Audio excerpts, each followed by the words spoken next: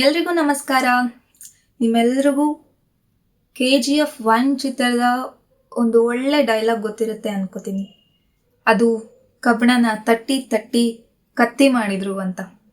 ನನ್ಗೇನು ಅನ್ಸುತ್ತೆ, ತಟ್ಟಿ ತಟ್ಟಿ ಕತ್ತಿನೂ ಮಾಡ್ಬೋದು, ತಗಡು ಮಾಡ್ಬೋದು.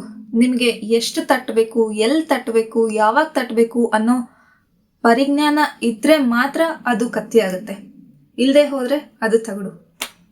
ಸೊ ಈವನ್ ನೀವು ಕತ್ತಿನ ಕೂಡ ಚೂಪ್ ಮಾಡಬೇಕು ಅಂದ್ಕೊಂಡು ಹೋದಾಗ ಎಲ್ಲ ಕಡೆನೂ ತಟ್ತಾ ಹೋದರೆ ಅದು ಆಗೋದು ತಗಡು ಅಲ್ವಾ?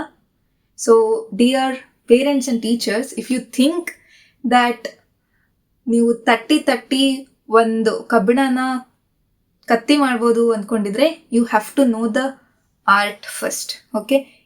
R else you will end up having ತಗಡು.